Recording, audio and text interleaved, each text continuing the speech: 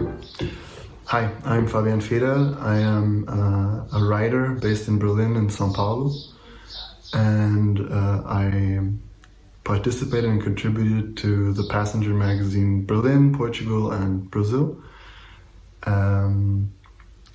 I usually write about Latin America or Southern Europe, but for this part here, for the Berlin issue, I did a story on Eckkneipen, which is the traditional Berlin bar on the corners of the street blocks.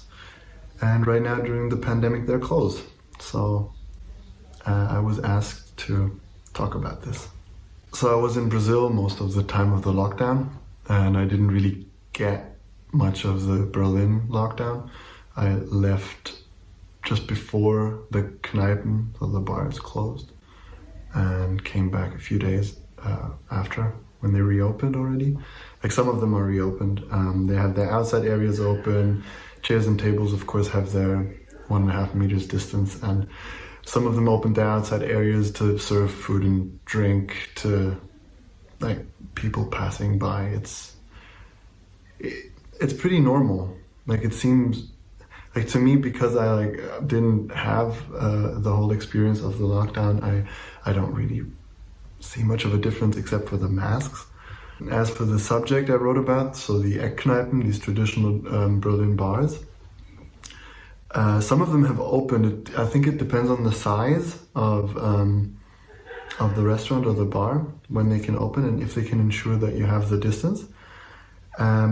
I know that the one in my building is closed, and the one that Mattia Vacca went to take the pictures is also closed. Which is strange, because when I come home I see the closed door of the Kneipe, and it has been open 24 hours since 1983. So until the pandemic. So it's the first time in a generation that this door has been closed. On the second question, Ray Oldenburg defines this third place as an unconditional place, which means a place that's not limited by a financial, social, or cultural capital. Like a cafe is a third place, but a membership club is not. And he writes, a third place needs to be cheap or free. It doesn't judge or exclude. It doesn't have expectations. It's crucial for democracy because it creates exchange between up and down and left and right and inside and outside. And it's a place where society can meet accidentally and casually, which is like the ancient Greek, like agora. It is a place that is not a first or second place, or not home or work. And it can be a park, a cafe, a library, a museum, a church, a bookstore. So I recently, because in the pandemic, nothing is open, right? So I read recently this piece about Oldenburg's home in Florida. He used to teach at the University of West Florida in Pensacola, which is a small town. And it's a suburb, it's very quiet, it's kind of like Desperate Housewives type architecture. And it's a satellite city. And people drive a lot to get to the places where they need to go. So he was wondering why this suburb even had sidewalks, because nobody used them. So nothing is reachable by foot, and every errand has to be run in a car, which is by itself not a social space. So Oldenburg, and this was after he published the book I was quoting, he built a bar in his garage. He built his own third place in this suburb. He filled a cupboard with whiskeys and rums, and put in a freezer and whatever. And today he's like over 90, I think he's 92. And he doesn't drink anymore, but he's still a host every Wednesday and Saturday in his garage. He opens his bar. And he said he has a lot of regulars. It's a retired doctor, and his brother-in-law comes, and the colleagues from university come. And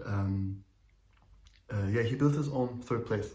And one thing I can see in Berlin now is like the willingness to save these spaces, because like I actually live with 2 Italian girls here, and we order our wine from an Italian wine shop that we know. and it's of course like double the price of the grocery store. The wine is better though. And I have contributed, or we have contributed to Kickstarter campaigns to keep like small businesses in business during these times. I think for cinemas, for the climbing gym, for an ice cream shop. It has shown that people are willing to pay hard cash to keep these spaces alive. As for now, where a lot of these third places are closed, there's the park, the museum, the outside areas of the cafes and restaurants. But I think people are creating these spaces. And I see in my street, like in Kreuzberg, there's a bar that can't open because it's too small to ensure the distance that you need between the tables. So the owner put benches in front of the bar and wrote on them, "Feel free to use my benches and visit us when we're back." And I think that's a very ideal third place.